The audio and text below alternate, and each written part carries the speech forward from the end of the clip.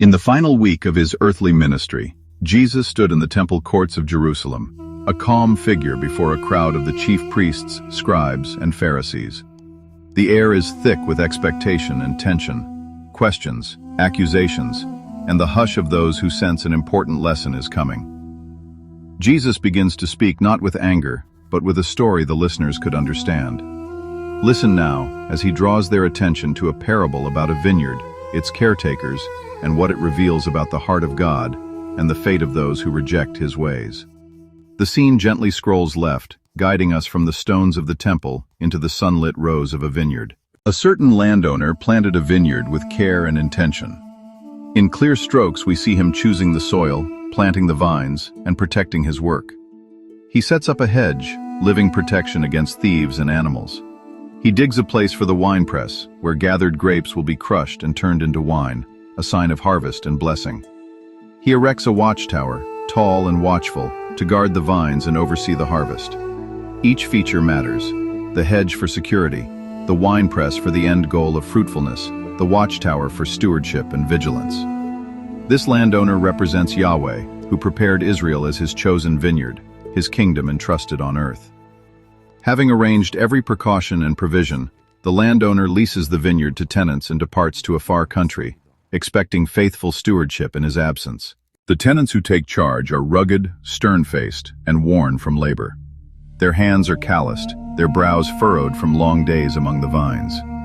They are the appointed caretakers, charged with pruning, protecting, and producing fruit. Yet behind their rough exterior, we glimpse stubbornness and entitlement. These tenants symbolize the religious leaders of Israel, entrusted with guiding God's people and bearing spiritual fruit, but increasingly consumed by their own interests and blind to the landowner's ongoing care and expectations. When harvest time came, the landowner sent servants to collect his portion of the crop. One servant approaches humbly, hands open, trusting the covenant between owner and tenant. But the tenants beat him and send him away empty. Another servant comes and is stoned. A third is murdered outright. These servants represent the prophets, voices like Isaiah, Jeremiah, Amos, Micah, and many others, who were sent again and again to call the people back to faithfulness. The whiteboard shows each approach and each brutal rejection, repeated across generations: beaten, mocked, imprisoned, and killed. Still the landowner persists, sending more servants despite the wounds they suffer. The pattern is clear and tragic. God's messengers were received with hostility instead of repentance, revealing a persistent refusal among the leaders to heed correction and produce the fruit the vineyard required. Finally, the landowner makes a last, desperate decision. I will send my beloved son. Surely they will respect him. Drawn with tenderness, the son arrives, young, beloved, and unaware of the full measure of hostility awaiting him. The tenants, seeing the heir, confer in whispers, their faces hardening into greed and fear. This is the heir, they say. Come, let us kill him and seize his inheritance. They seize the son, drag him outside the vineyard, and put him to death. This violent act powerfully symbolizes what was to come: Jesus, the Son of God, rejected and led outside Jerusalem to die. The whiteboard scrolls through the whispering plot, the cruel hands, and the heartbreaking removal, making the cost of rejection unmistakable. Jesus then asks a piercing question. What will the owner do when he comes? The answer comes clear and certain. He will come in righteous anger, take vengeance on those wicked tenants, and give the vineyard to others who will produce its fruit. The scene shows the landowner returning, the wicked tenants being removed, and the vineyard handed to faithful caretakers.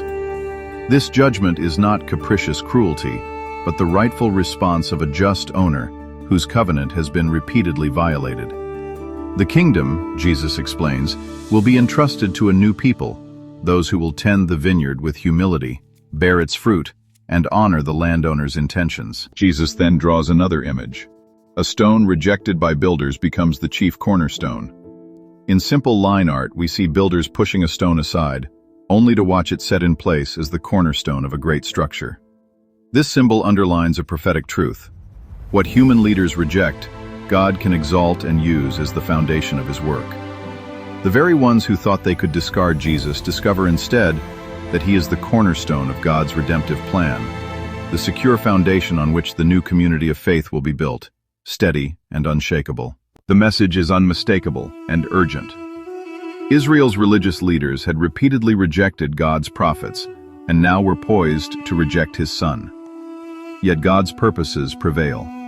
The vineyard will be given to those who will faithfully tend it, men and women from every background who respond in obedience and bear the fruit of righteousness.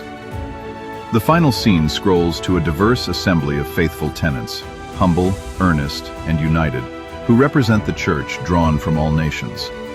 Jesus, the rejected cornerstone, becomes the sure foundation of God's unfolding kingdom. The parable calls us to heed the prophets, honor the Son, and live as faithful stewards of the vineyard until the harvest is complete.